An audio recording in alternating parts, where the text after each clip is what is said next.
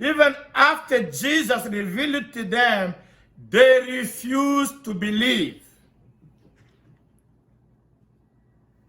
But Jesus came to help them change so they can enter Jesus' line and get life and be saved. So,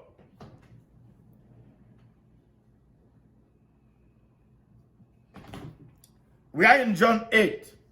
We may come and later, but let us enjoy the word together.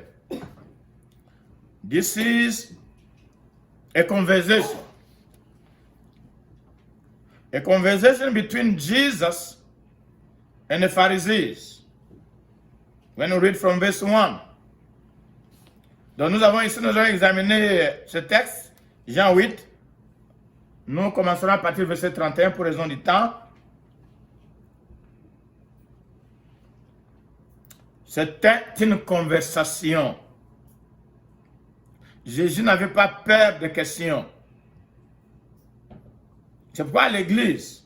Imaginez un peu si l'événement qui se passe ici dans Jean 8, ça peut se passer à l'église. Il peut y avoir une interaction entre le prédicateur et ceux qui écoutent la parole. We can interact. You can ask questions, we answer. We can ask questions, you answer. We don't ask questions to embarrass people. We ask questions is a method for communication, to attract people so we can get together to the answer. We have Jesus. This is the story in John 8. Jesus came to reveal to these people they had a different father than the one they thought they had. The devil was the father, but they thought that God, the Father, was the father. But Jesus has to leave heaven to come on planet Earth to talk to those who were so-called men of God of the time. The Pharisees, they were Jewish leaders. They were the leaders who were supposed to teach the word of God to people.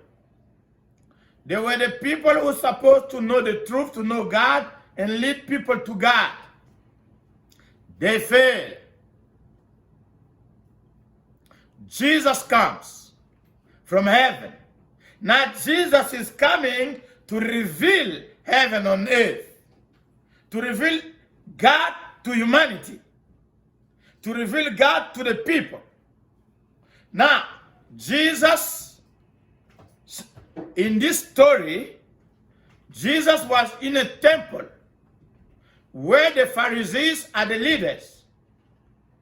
Jesus depended on them to allow him even to talk. So Jesus was there, he taught people. This is where they talk about the story of the woman they brought to Jesus. The story began there. And Jesus dealt with the situation. And Jesus seized the opportunity and started teaching them about eternal life, about faith in him. And then we come to verse 31, John 8:31, Jean 8:31. Then Jesus said to those Jews who believe him. Donc Jésus parlait aux Juifs, il les enseignait dans les temples, mais la conversation concernait plus les leaders, les pharisiens. Ce sont eux qui vont amener les questions. Ce sont eux qui viennent tester Jésus.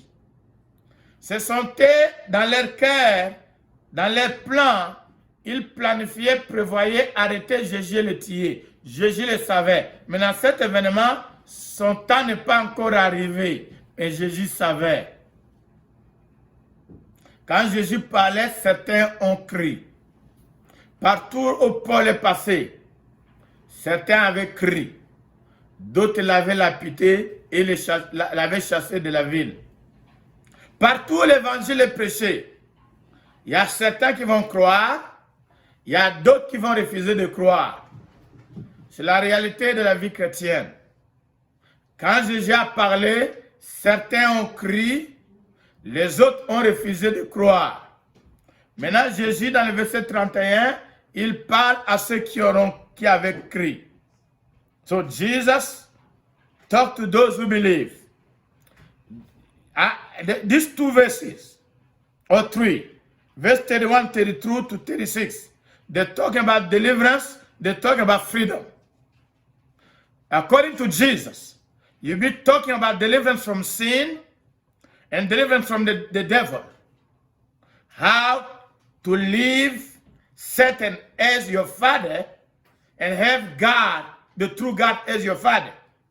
So now Jesus is giving them the steps.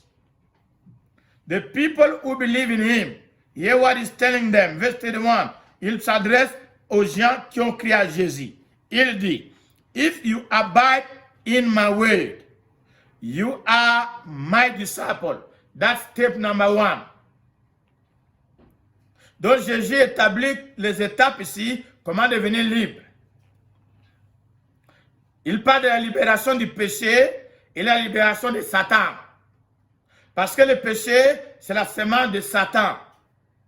C'est un élément, instrument que l'auteur, le propriétaire, Satan contrôle les gens pour les garder dans sa captivité. Il utilise cet élément-là, péché. Quand tu es dans le péché, tu es sous les liens, tu es sous le contrôle, la prison du propriétaire du royaume du ténèbre, Satan.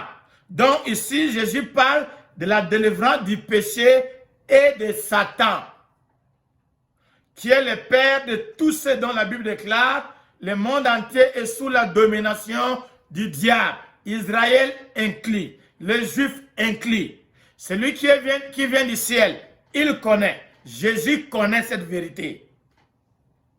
Les Juifs, par la grâce de Dieu pendant un temps, Dieu leur a donné l'étiquette de son peuple. Il leur a donné la loi. Il leur a donné la parole. Il leur a donné les promesses, afin qu'ils lui appartiennent comme son propre peuple. Mais le temps est arrivé que Dieu révèle la vérité à l'humanité en envoyant Jésus qui vient proclamer. Et Jésus est venu d'abord parler aux Juifs. Maintenant, il leur dit, si il a dit à ceux qui avaient crié en sa parole, qui sont supposés être sauvés, qui sont supposés, comme la Bible déclare dans Jean 1, à tous ceux qui l'ont reçu, il leur a donné le pouvoir de devenir enfants de Dieu.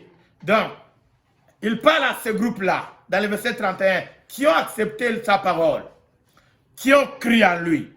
Maintenant, il dit, si vous demeurez dans ma parole, vous devenez mes disciples.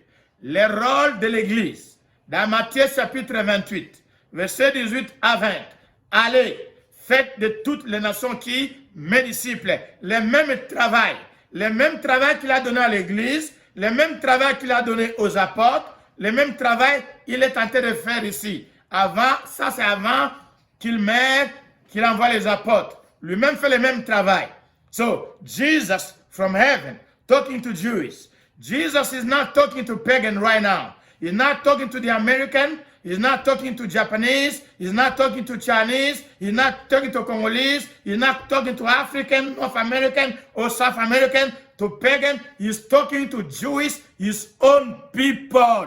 He told those who believe in him that if you abide, you remain, you stay in my word, you will become my true disciple. Amen. And then in verse 32, interesting. In verse 32, you tell them, and you shall know the truth, and the truth shall set you free. A lot of people take just verses in the Bible, they memorize them, and they speak about them, the word of God, proclaim it, Glory to the Lord. God will bless you. Believe it. God will bless you. But we need to understand what it means. You see, there's a process here. Number one, they accept the word of God. They accept Jesus. Jesus proclaimed them his disciple. Now, in verse 32, Jesus is talking about becoming free. Free from what? How can a disciple now become free? So you can be a disciple and not be free.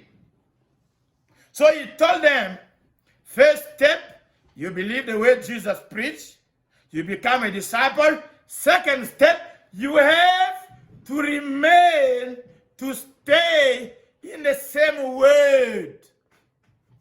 By remaining, by staying, by dwelling, in the process of dwelling, there will be a time where you will discover the truth.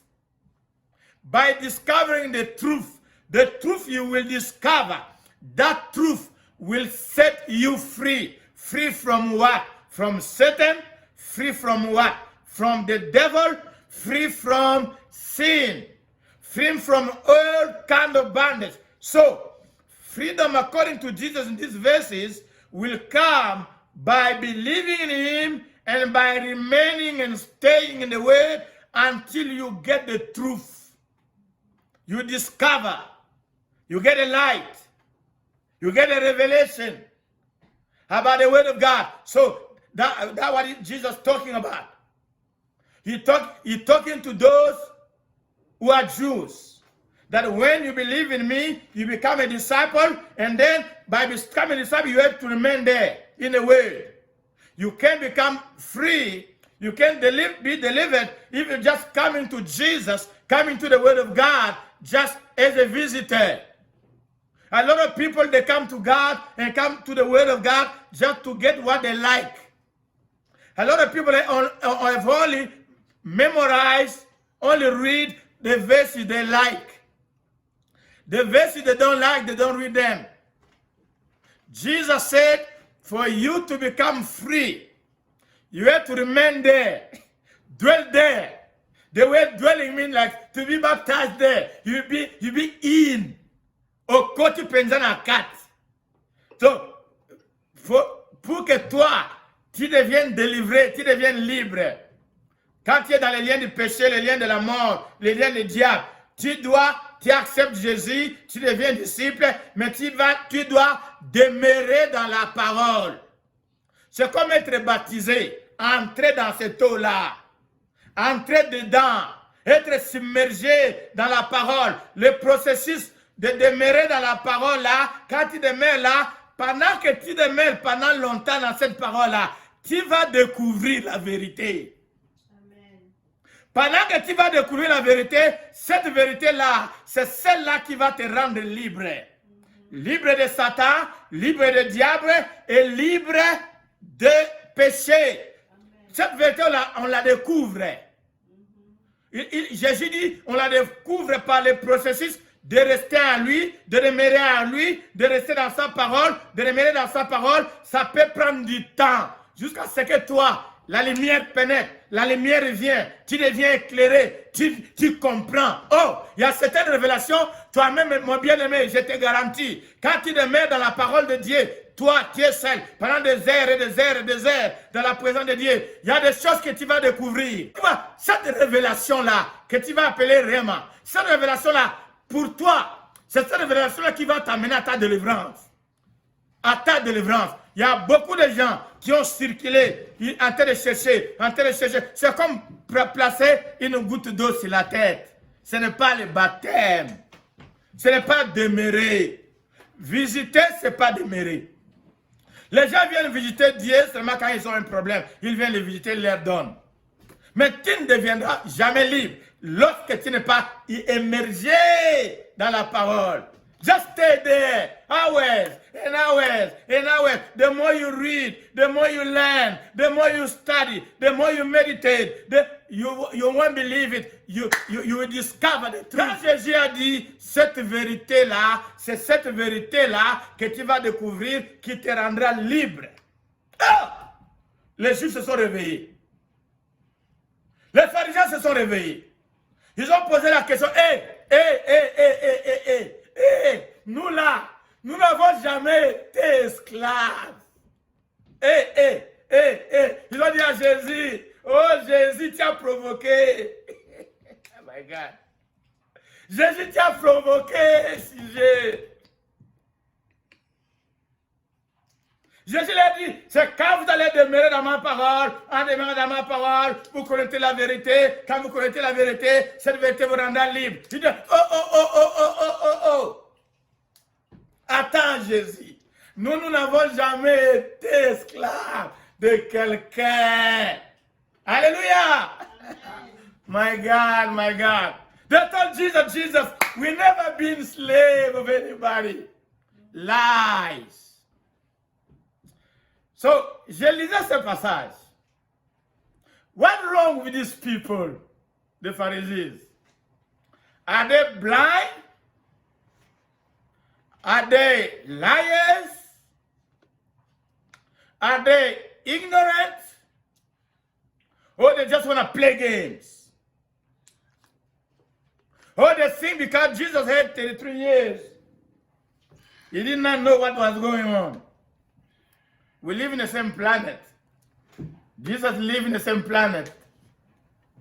They walk on the same street. Jesus knew.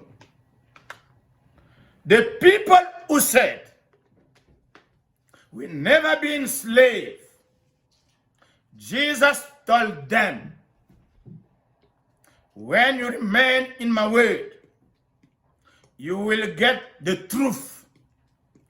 That truth will set you free.